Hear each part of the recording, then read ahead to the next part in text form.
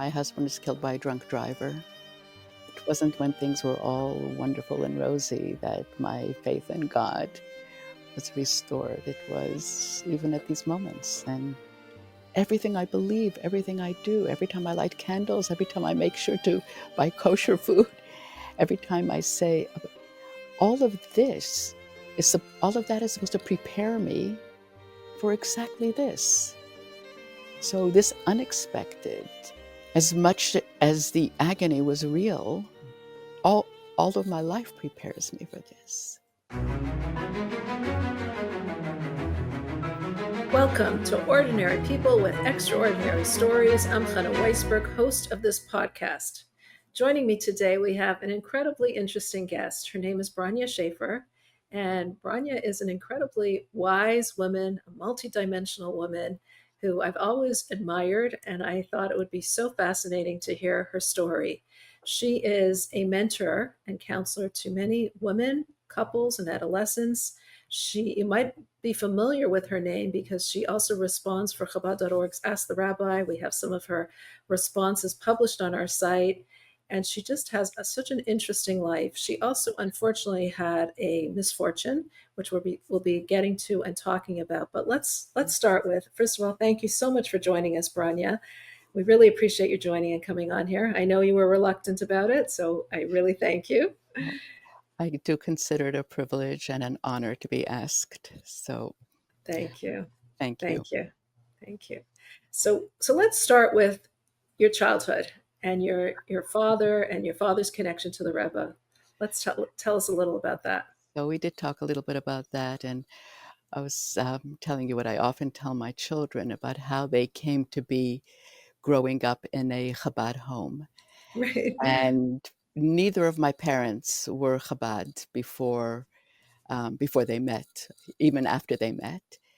My mother came from a Hasidic home that was not Chabad, and my father's home was very yeshiva oriented, but also decidedly not Chabad.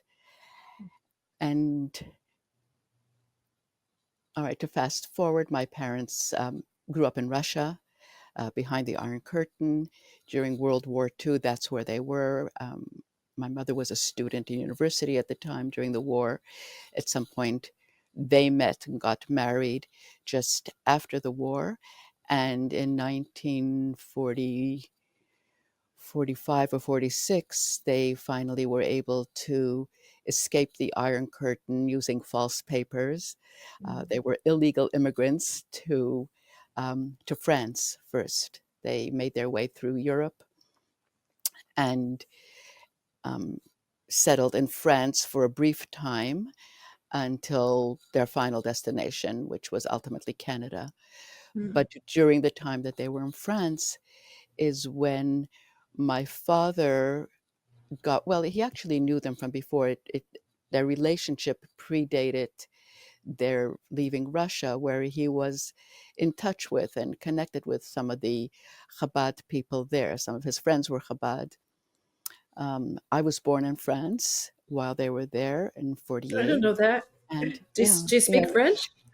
no, much to my No. shame, no, but I left France when I was 3. But we settled in Montreal, where I should have used French. Right. That's right. But I was that kind of student. Today, I want to say, Mr. Tenenhouse, I should have paid more attention. I should have done my homework instead of reading. I always had a stack of books on my lap under my desk. But anyway, um, Right. that's really not what I want to leave for my children. That legacy of no Right. homework and not paying attention. In any case, the point here about how we came to live a Chabad life was the moment my father often described this moment to me. He said when he first met the Rebbe, who was at that time not yet the Rebbe. Mhm. So, and Chana, here perhaps you'll provide a little bit more historical context. But in I don't remember what year it was, the Rebbe's mother was allowed passage from the Soviet Union, and she was coming from Moscow to Paris. Her son, at that time known as a It was Ramash, after the war, right? yeah, It it was was after after the the war. war. Her son-in-law, I'm sorry, the Lubavitcher Rebbe's son-in-law was known as a Ramash. He Mhm. was at the time in New York, and he was coming from New York to Mhm. meet his mother, whom he hadn't seen in 18 years. Wow. So my father described to me how he was part of the delegation that was going to greet the Ramash upon his Mhm. arrival in France.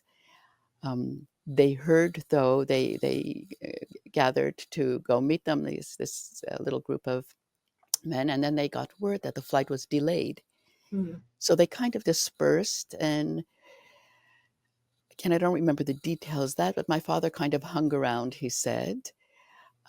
And at some point, he said he noticed a black car, a black taxi drive up, and with it, from it emerged the Ramash. And my father described how he was a little bit embarrassed, and he went immediately to greet him and explain that they had meant to meet him at the airport, but they heard the flight was delayed.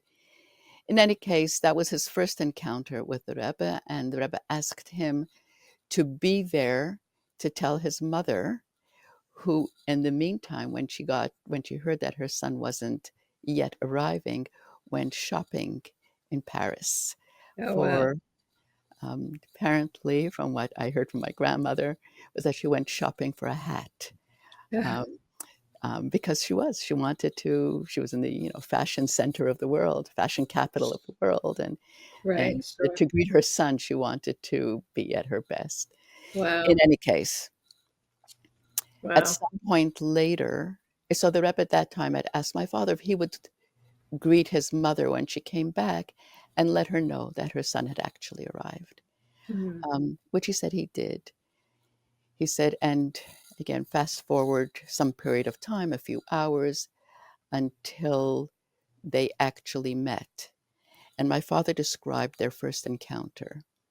He said that they This was the Rebbe and his mother. the Rebbe and his mother. Right.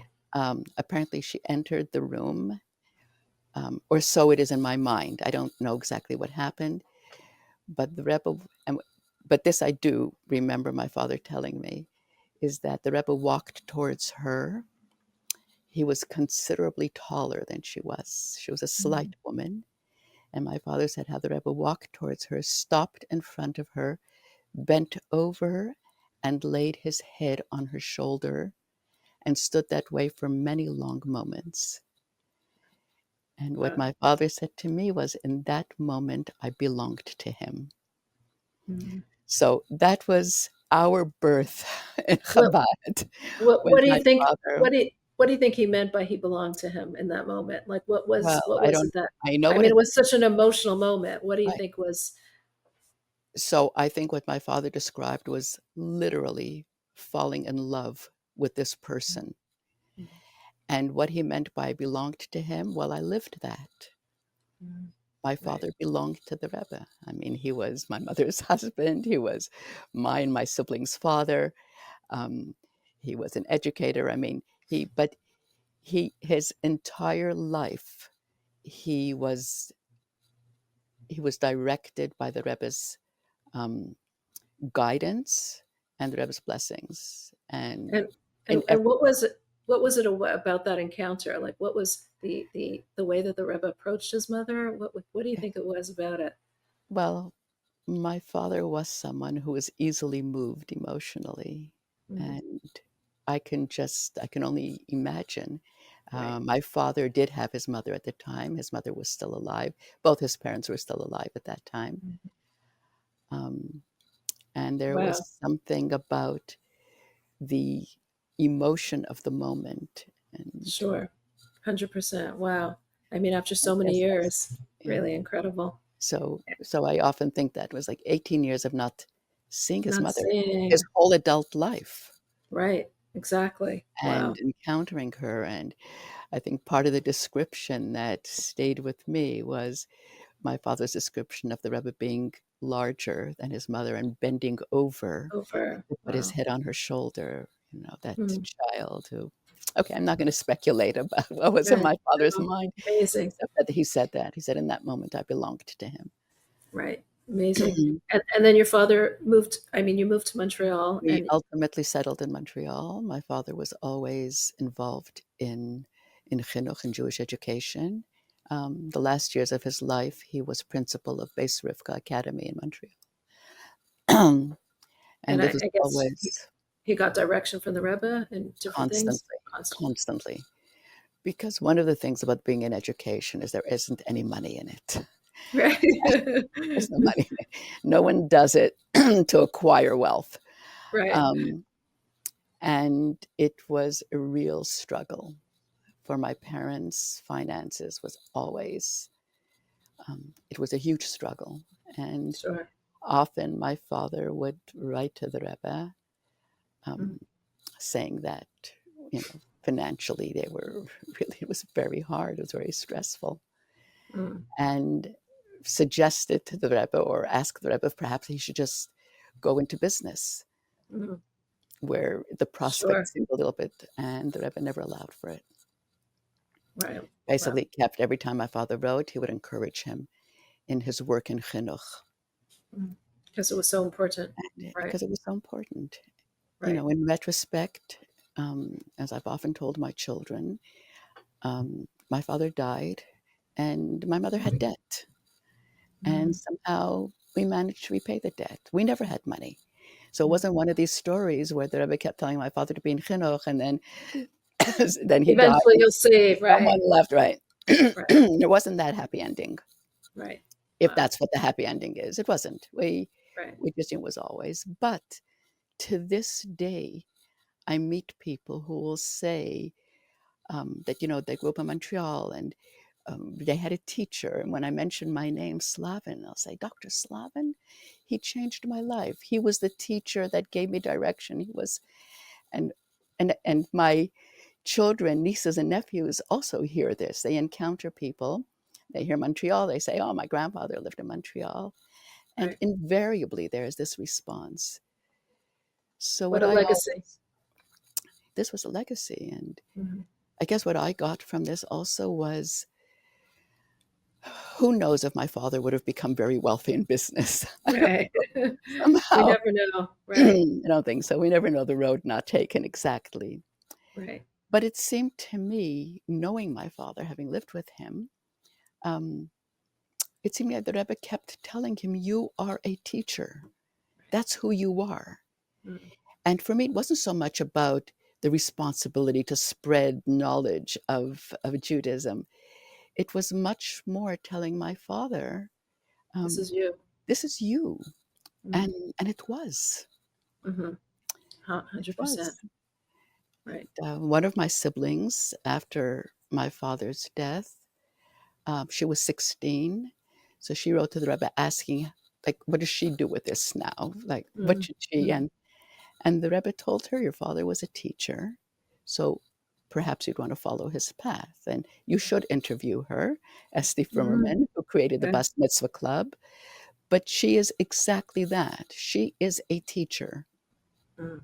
And she went into it because of the Rebbe's direction, but it's definitely her identity. She could never not be a teacher.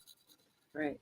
And you yourself, you're a mentor to many women and to many, you got give a lot of guidance in that way. You do Um, teaching as Very well. different. Yeah, but it's kind of very different the kind of teaching that my Right. father and my sister do.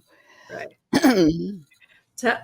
I know the Rebbe was also involved in your, somewhat involved in your marriage. Can you tell us a little about that? I'm sorry, I keep clearing my throat. Okay, so at the time that I finished high school and finished seminary and was in college, um, and well, interested in meeting men because I wanted to get married. So my father was in touch with people. I keep saying my father was both my parents, but my father was much more outgoing. So he was Right. the kind of the doer. Was in touch with people in New York. There weren't a lot of young men in Montreal. In touch with people in New York, and basically it was the matchmaking system Mm. where somebody would suggest somebody whom she knew. It was really a family member who knew young men in various yeshivas, and she would bring names up to my parents. And at some point, my parents would tell me, "There's this young man. Tell me a little bit about him. Was I interested in meeting him?" So that's how I was meeting people.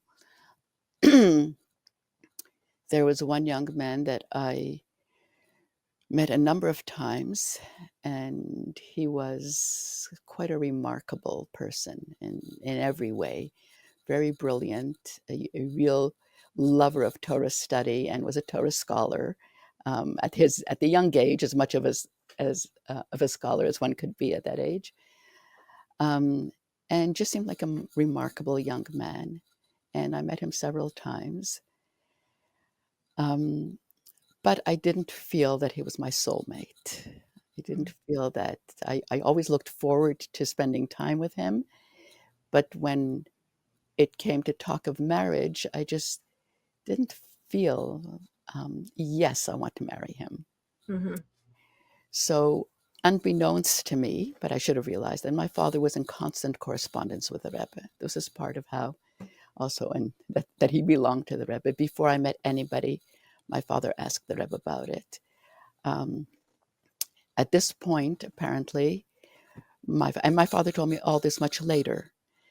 Um, I told my father, like when he said, or when I told him that this young man was coming to see me to Montreal, my father asked him how I felt about it, and I said very mixed feelings. On one hand, it's a big trip for him. I certainly look forward to seeing him, but um, because he's talking about marriage, I don't know that I'm ready for that. Mm-hmm. So, with that, my father wrote to the Rebbe, asking the Rebbe whether he should sort of encourage me a little bit more, because my father knew that what he what he thought was important to me, and if he were to tell me, "No, I think you really should continue seeing him," I probably would have. Mm-hmm. The Rebbe's response was, if he went to yeshiva, if he studied in yeshiva, then my father should encourage me to see him further, which was a very strange answer because from everything we knew about what a highly accomplished academic he was in Torah studies, of course he went to yeshiva. Mm-hmm. My younger brother, a year and a half younger than I am, kept insisting which yeshiva did he go to. And my father said, "What difference does it make? Whatever you're Right. going to say." But my brother wouldn't let go of that. He kept saying, "Well, which yeshiva?" And like my brother said, ask the shadchan, who the matchmaker, ask where was the yeshiva, or ask him for that Right. matter. We can ask him.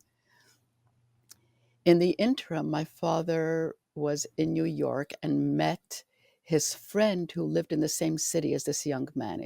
He was from South America. Mm-hmm. And my father asked him, "Do you happen to know this family, this young man?" To which his friend responded, "If this is for your daughter, 100%, you must, have her go out with him or meet him because he's the most remarkable young man from, just a wonderful family." And he went on and on talking about this young man, about the family. And he said, in fact, there was a grandfather who was very involved with the children's education.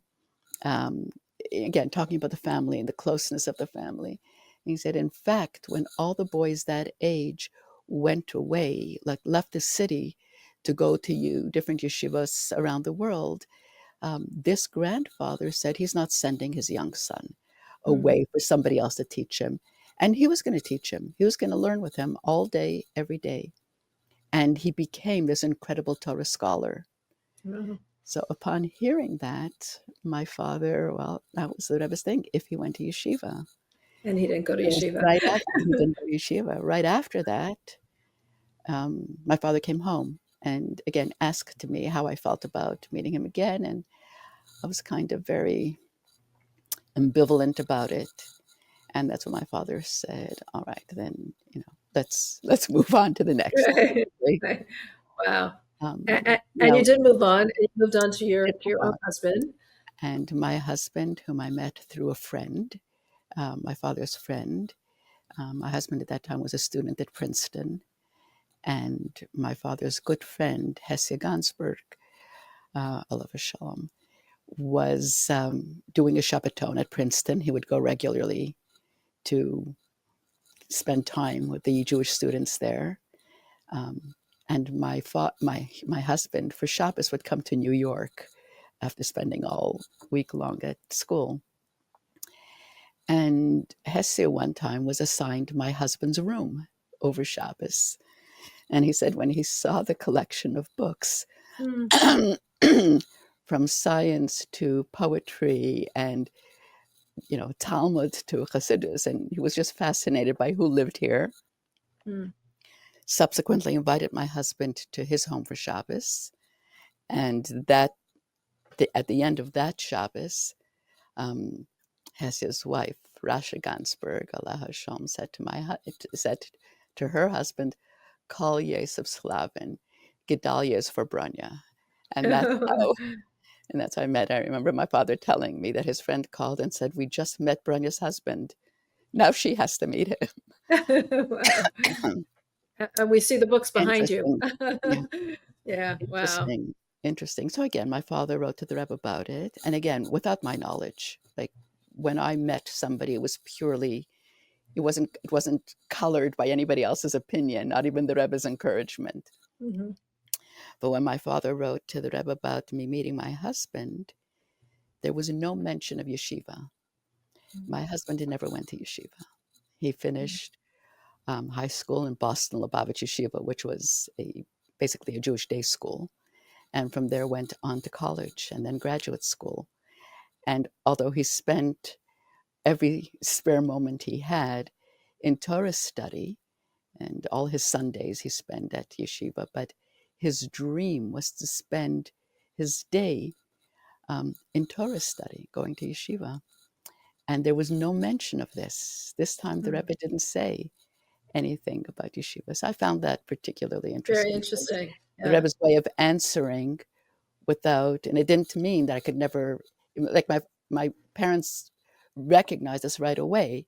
The fact that the Rebbe said that about that young man didn't mean that I must only Right. meet men who had actually been Been to in yeshiva. yeshiva. So, Wow.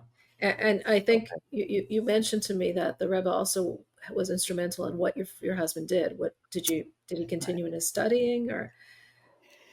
So when I met him, he was in graduate school working on a PhD in elementary particle physics, whatever that means. To this day, I don't know what it means. I know how to spell it, and that's about it. Right. But he had earned a master's degree in both mathematics and physics, um, which he told me about, which didn't mean very much to me. But when we were talking about getting married, my husband told me that his dream was to spend a year just studying, to put aside his graduate work for a while and spend a year just studying Torah. Mm, And that's, there's a system for that. Young married men very often in Chabad will spend the first year of their marriage studying in yeshiva. Um, and it was a wonderful plan. And this is and he discussed it with his advisor. We got married at the beginning of the school year in September.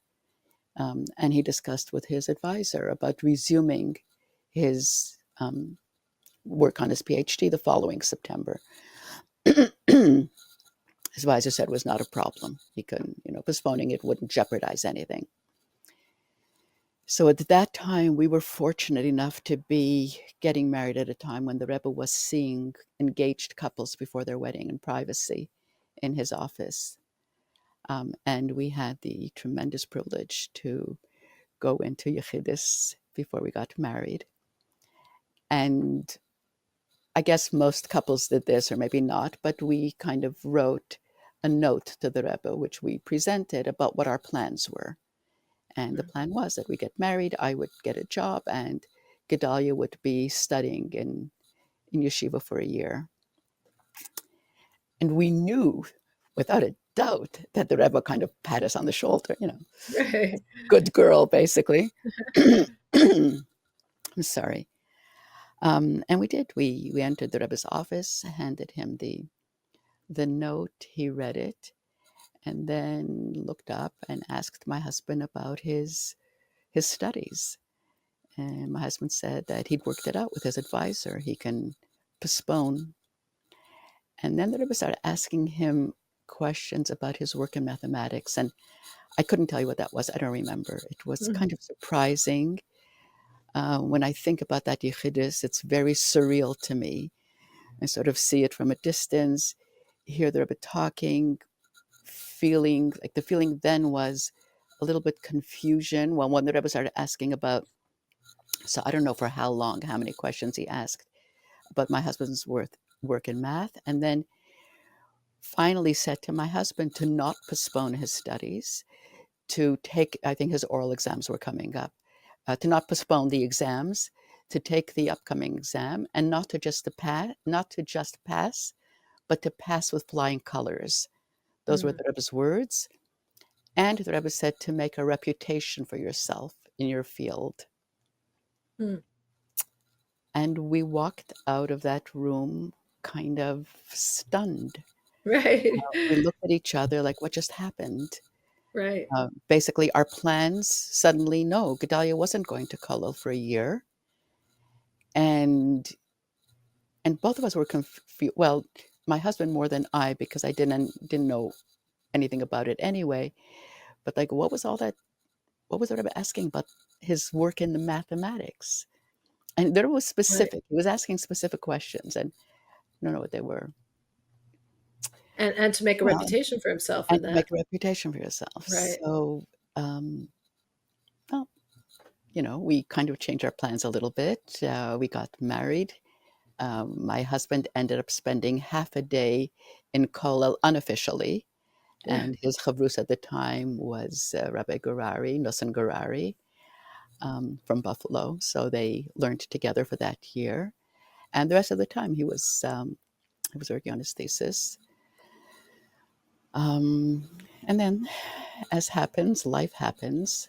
My father was killed in a car accident, and suddenly our world turned upside down. My mother moved to New York from Montreal with my younger siblings.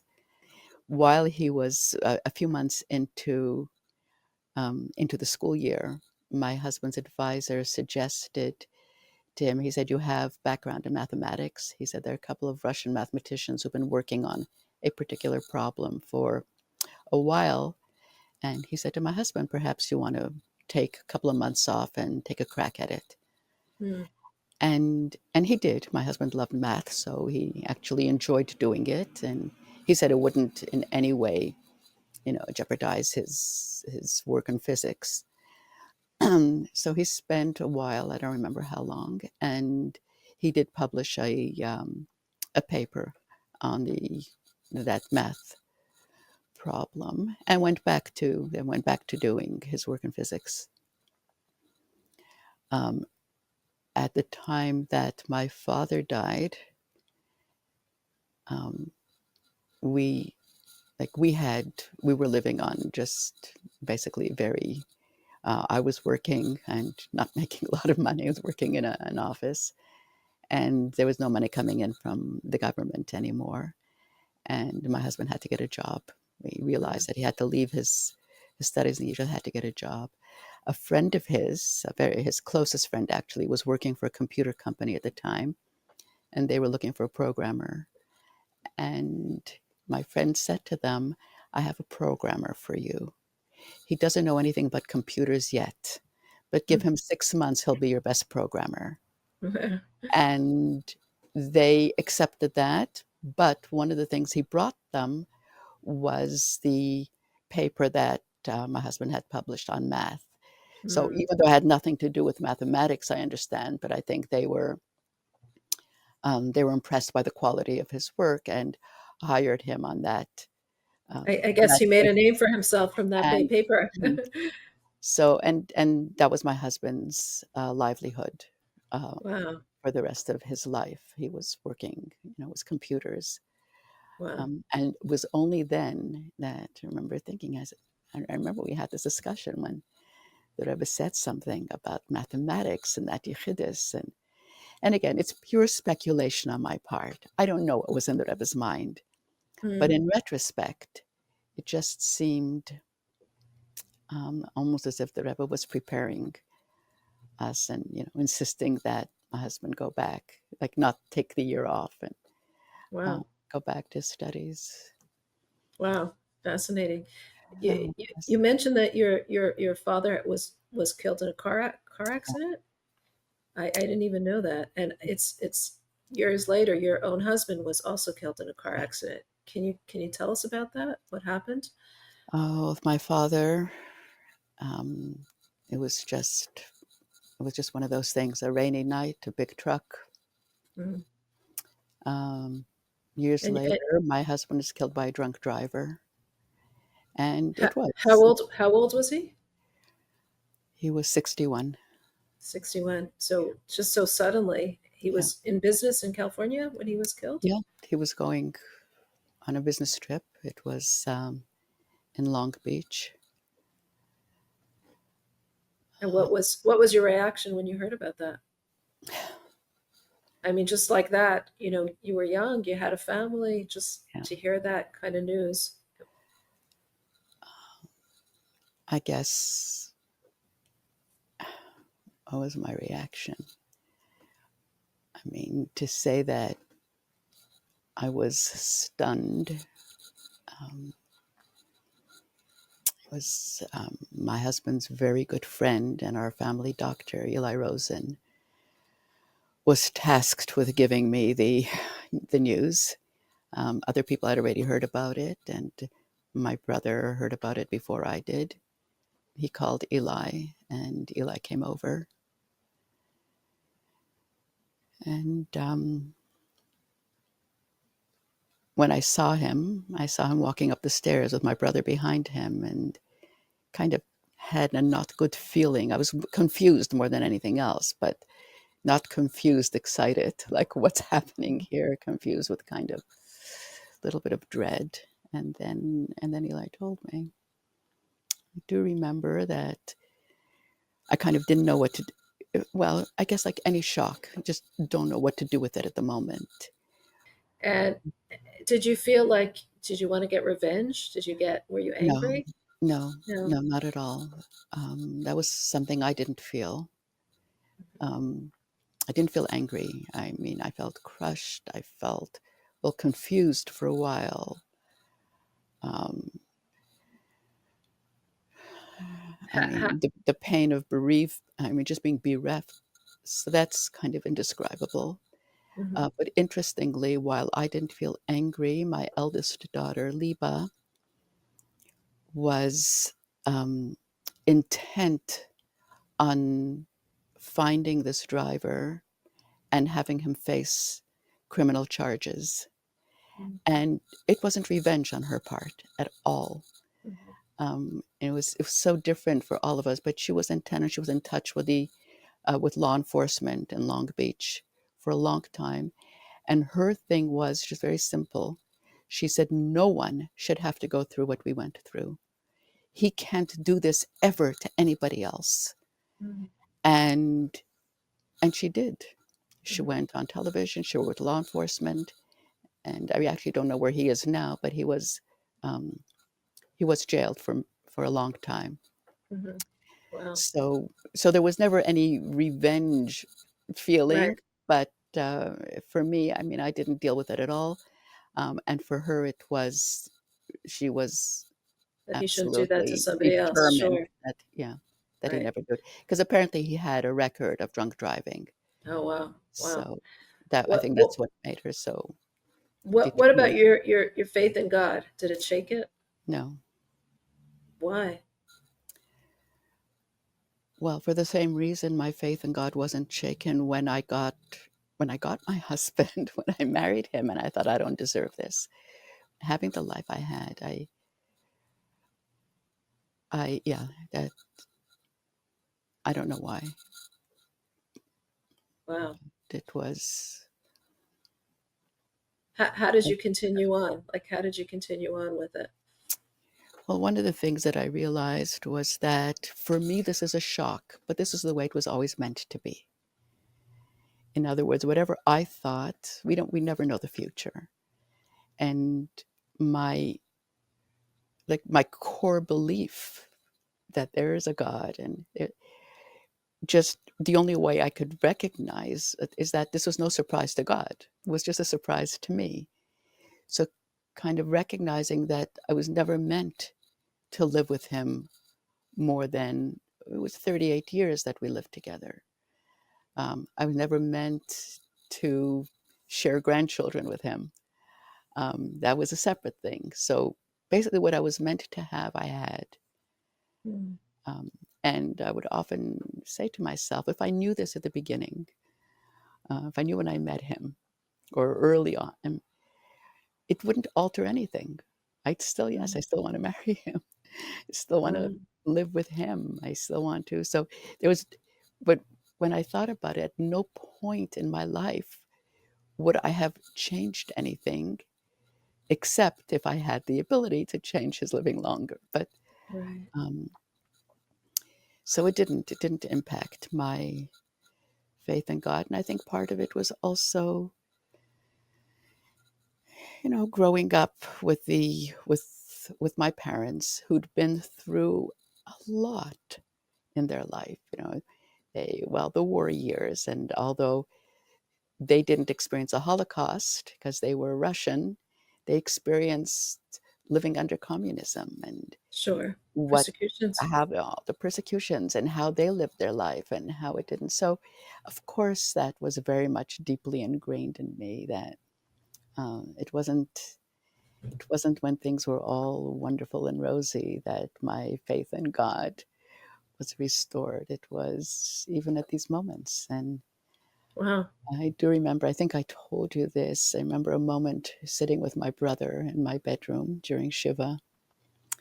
My brother had taken me into my room so I would eat something. I remember sitting with a plate and saying to my brother, like, nobody prepares you for this. Mm. And as I heard those words, was when I realized that's not true. Everything I believe, everything I do, every time I light candles, every time I make sure to buy kosher food, every time I say, all of this all of that is supposed to prepare me for exactly this. So this unexpected, it's as much as the agony was real, but I'm, all of my life prepares me for this. Wow. And, And and what do you mean by that? Like, how did all those things prepare you for that? well, it sort of became very simple to me. Either I believe in God or not. That's what Mhm. it came down to. I thought, if I say not, then I don't need my two sets of dishes anymore. I can Mhm. make plans to go traveling on Saturday morning. I can, like, my whole life changes if I say not, because otherwise everything else is meaningless. Mhm. But I wasn't prepared to say that. I Mhm. wasn't prepared to say that everything is meaningless. And I wasn't prepared to say that as much as my conversations with God are not always all that comfortable, and of course are always one-sided. I wish it Right. were not so. But I wasn't prepared to say, well, all of that is not true. Like, I don't talk to God anymore. Like, Mhm. God's not in my life anymore. I didn't know how to do that. Mhm. So if I do believe it, then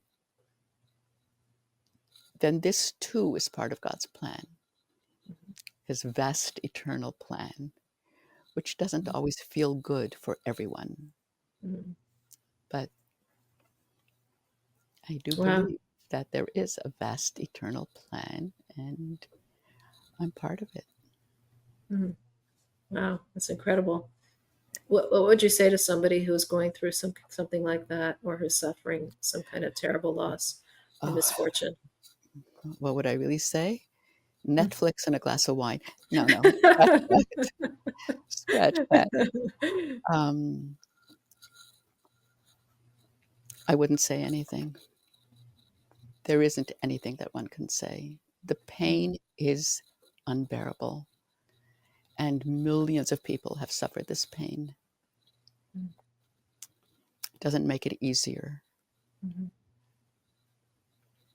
but We just don't understand, you're saying? right, there's the only response to it is what I can do. Mm, But I don't have a philosophical response, and I certainly can't speak for God. right. And of course, I have encountered people, I have met people and who've lost their husbands or lost someone they loved very much, and there really is nothing to say. Mhm, mhm. Grief is its own planet, Right, right. and and no two planets are alike, I think. Right. For sure, for sure. And well, we sort of have the same, and in Jewish life, we have structure to grief. Mhm, There's funeral, there's 7 days of mourning, then there's 30 days of lesser mourning, and then there's marking a year finally when mourning is officially over.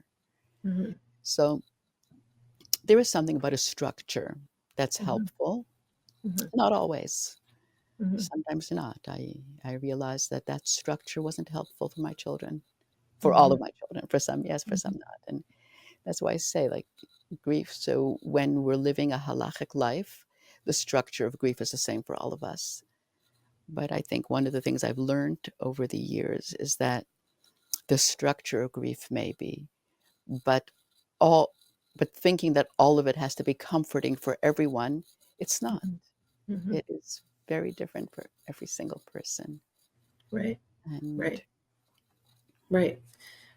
I know you and your husband did many things together when he was here, and one of the things that I found so fascinating was the well, you started teaching family purity, the laws of mikveh, mhm. to men and women, to couples, and you started doing it together with encounters, Shabbatons. Can you tell us a little about that? All right, so again, things kind of just happen, not always on purpose. Certainly for me, um, it was more my reaction to things than my taking action. But after my father's death, I felt that there was something I wanted to do, um, to honor his memory. And he was involved in a series of classes called Brides and Grooms Institute in Montreal. So we started meeting with these couples, having nothing to do with marriage encounter, but some of the things they had been inspired by on the weekend was the ideas of bringing God into your life. All of these couples did not practice any Jewish rituals at all. So to them, the idea of bringing God into your life was like a beautiful idea, but then was how? And we were there and we were talking about Shabbos and about keeping kosher and about a mezuzah and tzedakah, all the ways in which we bring God into our lives. And they were very much, I mean, their souls were just thirsting for this. And Right. at some point, we did talk about mikvah, about marriage requiring the halachic requirement for women to go to the mikvah, um, before marital intimacy. Um, it was something kind of that was not talked about Mhm, publicly. mhm, This was in the mid 70s, talking about. And although the sexual revolution had taken place, and there was a lot of talk about it, and certainly a lot of societal mores had come crashing down. So it was sort of that was the climate where there was much more openness, but growing up in a Jewish community that was very conservative, and certainly things that were private were very private. We didn't talk about these things. for So sure. our doing it, I think there was, at that time we knew another Chabad rabbi in California, but that was California. It wasn't Right, Long Island. In right, California, you can do that. But in Long Island, it was like, this is family oriented conservative Long Island. So we don't right. talk about these things in public. But of course, we did with these couples, and it was very moving to see how they were just very much wanted to embrace everything that belonged to them, Hmm. which was Wow. all aspects of Jewish life. When you speak to people about the laws of mikvah, what do you feel is so essential that they should know, and what do you feel is the thing that draws them to bring God into this part of their lives? All right, so part of it, and here again, Marriage Encounter kind of set the stage for this. Um, so now they were going to a program that talked a lot about the sanctity of marriage, the holiness of marriage, making God a part of your life, but there were no behaviors to go with it. It was kind of ideas and concepts. Mm-hmm. So when we talked about bringing God into your life, you light Shabbos candles, and Shabbat becomes real. The Hmm. candles, it's not just an idea.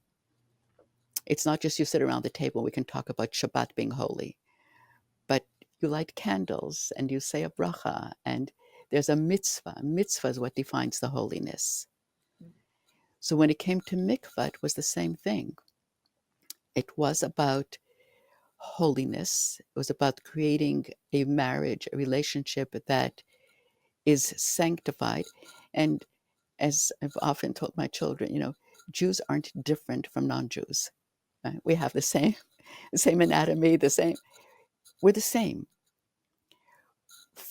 For us, though, our life is kind of guided by creating holiness. And this is what the Rebbe would talk about all the time. Again, as sort of as an aside, I grew up, I did not go to Chabad school. So I grew up as a Jewish religious school. Um, but there was a lot of talk about how this life is temporary and the afterlife is eternal, and what the afterlife looked like. And it was heaven, of course, and sometimes, unfortunately, a process of Gehenna, of hell, but ultimately it was about.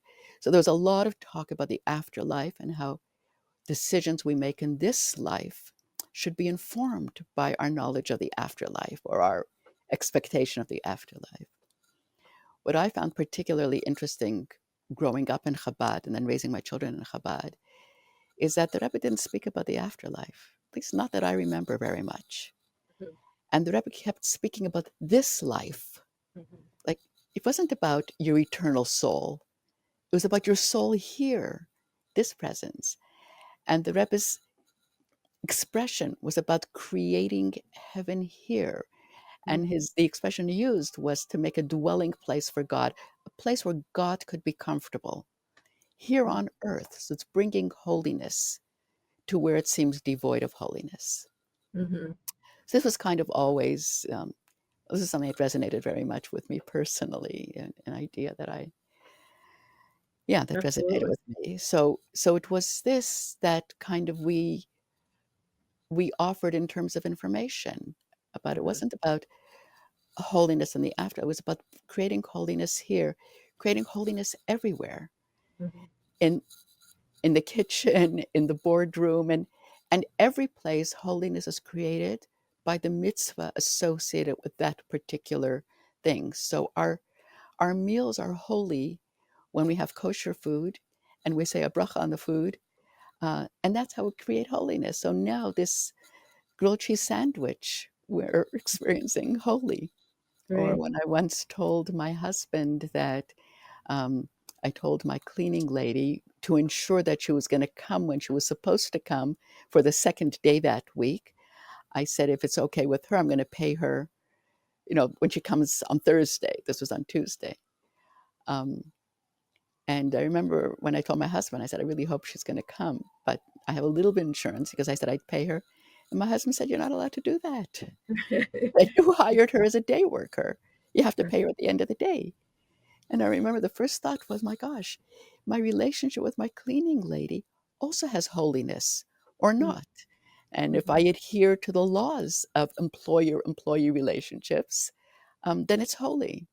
Hmm. So it was that idea that is bringing holiness everywhere, and including, of course, in those intimate part of our life. and that is our relationship of sexual intimacy. That too is holy, and it's made holy by the laws of mikvah. So it's kind of that idea that Beautiful. um, Really beautiful. I could sit and talk with you for hours, Bronya, but I also want to well, speak about a holiness and location because I know at one point the Rebbe actually sent you. I don't know if he sent any other woman to visit communist Russia. Can you oh tell my, us about that? all right. Well, that's That was a fascinating mission that a conversation. Yeah, unique mission. it was quite unique. Um, the person who probably remembers much more about it, whom you should interview, is Dr. Miriam Grossman. We went together then, and this came about. The Rebbe was sending people to Russia on a regular basis to bring stuff, bring actual physical things, Like holy things like Siddurim or prayer books or tefillin or and diaper ointment and diaper oh rash really? ointment, and Wow. So yes, whatever we everything. can. Wow. Yeah, everything. I remember speaking to Rabbi Hecht, Alav Shalom, and he said, "Yeah, they need they don't have Desitin, so we Wow. brought Desitin. We brought right Wow. clothing and shoes and of course holy things that Hmm. they didn't have. Hmm. So at the time, the Rebbe was sending couples were going giving classes and bringing things to the Jews of Russia. And at one point, Moshe Levertov was head of Ezras Achim. That was the organization that kind of funded it, and you know the couples that were going was always through this organization. But in any case, Dr. Branover approached my husband about our going to Russia, to which my husband agreed. And the plan was that we would be going after Tishrei, right after the month of holidays, after Sukkot. In the meantime, my husband's mother died just before Pesach. So we realized he'd be saying Kaddish for the whole year. And we didn't write to the Rebbe. I think it was Professor Branover who wrote to the Rebbe saying that we couldn't, like my husband didn't want to go for that year. Perhaps my husband wrote, I don't remember. It was, he may have just talked to a professor about it, and and that we'd postpone the trip until after Pesach. And that the Rebbe responded that the trip should not be postponed and that I should go with another woman. Hmm. And Professor Branover at that time was very close to this young doctor who'd newly come to Crown Heights. And of course, I knew her. She was a friend of mine. And we made the trip together, the two of us. It was under really difficult circumstances. Um, we didn't know at the time that we left, and it was interesting because I would get, for years, I get the New York Times delivered to my house every morning. So that's how I knew what was going on in the rest of the world. And I didn't realize until after I came back that the last few days before I left, I hadn't, like my husband hadn't, he'd sort of taken the paper and I hadn't seen it. And it wasn't something that, I was busy then also, but it was only afterwards that I realized it was deliberate. He didn't let me see the paper. And the Shabbos before, he did ask the Rebbe about it because there was a tremendous amount of tension then between the Jewish community and the Russian government. And when we arrived, we found out that, um, yeah, there was a tremendous amount of tension. Wow. It was a very hard time. And I think subsequently, I don't think the Rebbe ever agreed for two women to go again. We were harassed. Hmm. Um, there were times I felt literally like I was in a James Bond movie. It was, Hmm. somebody would come behind me and say, walk to the corner and take the first bus that comes. And I'd get on the bus and then having no idea where I'm going. Then Right. hear another voice on my right side saying, get off the next stop. And so that was a little bit harrowing, but we were also harassed, phone calls in the middle of the night, sort of Wow. threats, How long were you there for? 10 days. 10 days. Yeah. And you met with people there. Yeah. You Yeah. encouraged people. Wow. Yeah. Met with a lot of people there. Um, Yeah, it was interesting. My knowledge of Russian was limited. My parents were Russian, so I understood much of spoken Russian. Mhm. So when I would do a class, which I did, like with small groups of people, I would speak in English. Mm, And of course, all of them spoke English to mm. a larger or lesser degree, but it was understandable. So when I gave a class, especially if the class had to do with technicalities of law, of Jewish observance, so I would teach what I was teaching. Somebody would respond in Russian, like telling me what I said, what they heard, and then I would either correct them or not. So Interesting. Wow. it was always someone Fascinating. who spoke English well. Wow. Really incredible. What a privilege to be It given was. It was such an absolutely. immense Yeah. task. Wow. Incredible. Bronya, I so much appreciate your time. I so much thank you for being here with us today. Do you have any parting words? I mean, you deal with women today. You deal with so many women. You're a mentor Um, to so many. And I just wondering if you have any words of inspiration to give us for our times oh, now. my words of inspiration. You asked me earlier, um, after my husband's death. I think this is something that when I learned a lot about inspiration. Mm, um, I was always easily inspired, as long as it wasn't real life.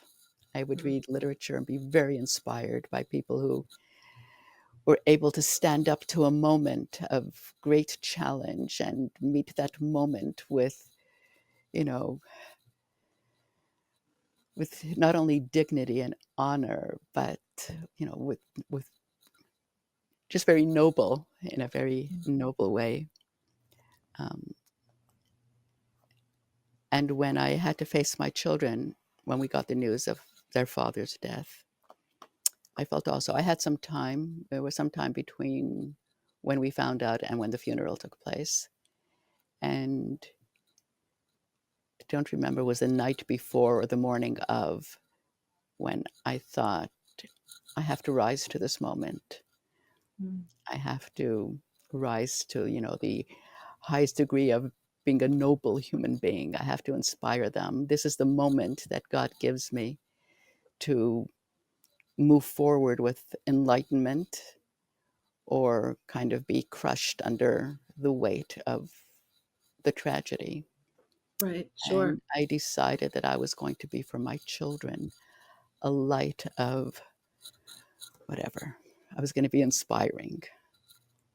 So I gathered them and I said, whatever I said beforehand, that we're going to your father's funeral. And I said, there's no anger. We're not angry at God. Mm, We're grateful for what he gave us, etc., etc., etc., thinking that I'm meeting this moment. mm, By the way, none of my children ever said that it wasn't a good idea. I mean, I don't say what I learned afterwards was because they held it against me.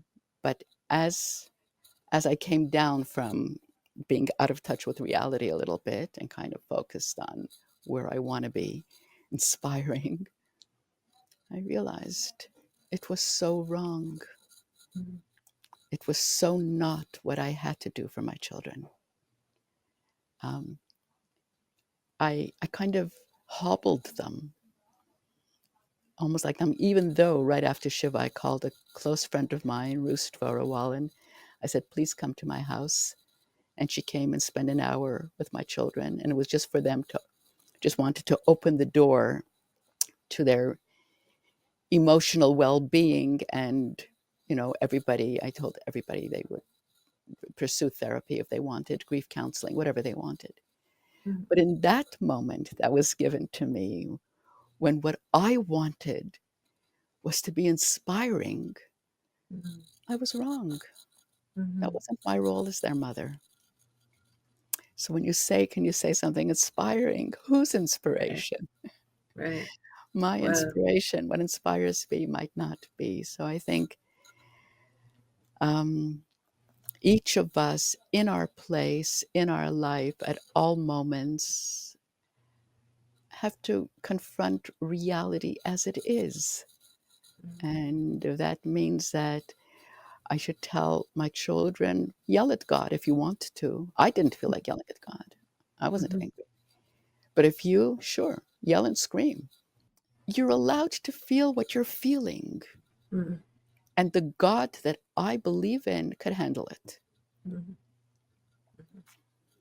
Wow, So, so much for being inspiring. that's powerful. That's very powerful. Bronya, I just want to thank you so much. I know it was hard for you to be on here, and I really, really appreciate you sharing your wisdom with us and your life experiences. Thank you. Well, thank you, Hannah, for having me. A pleasure. Thank you. Wow, I thought that was just such an incredible interview with Bronya. There was so many different parts. It was so multifaceted, from the historical moments, from the time when the Rebbe first met his mother after 18 years, that emotional moment, to her involvement with so many areas of Jewish life at a time when talking about family relations and intimacy was not something that was done. Her involvement in teaching people, her being sent to Russia as two women alone in a time when there was tremendous tension in communist Russia at the time. That was incredible, incredible historical moments. I found it fascinating as well, the story of how she met her husband and how the Rebbe was involved in that, how the Rebbe sent her father to be involved in education, and how important the Rebbe felt education was. Um, on a personal note, what I also found fascinating was how she dealt with her own personal misfortune. And I felt that that was really like a textbook lesson in how we can deal with faith. She explained how she did not lose her faith at all. She felt that her whole life was kind of geared for that moment. And not only geared for that moment, but if she believed in God with everything that he gave her for the positive, how could she now not believe in God as well, even with the misfortune? And I just really, really enjoyed how she explained her feelings. But at the same time, she also spoke about giving people the space for their own grief, and how what inspires us personally is not necessarily what's going to inspire somebody else, and how we need to leave room for that, because as she said, God is big enough, his shoulders are big enough to hold all of our situations, all of our emotions, all of our feelings. And that, I think, was a very, very important lesson in how we approach others during their time period of grief. If you enjoy watching these podcasts, I hope that you are subscribed to Chabad.org/extraordinary. I hope you're watching us as well on all podcast platforms, as well as on YouTube. Give us a like. Tell us what you like about the interviews. Share a comment. We love to hear your feedback about what exactly inspired you from this interview. Thank you so much for watching, and thank you so much for being part of our extraordinary community.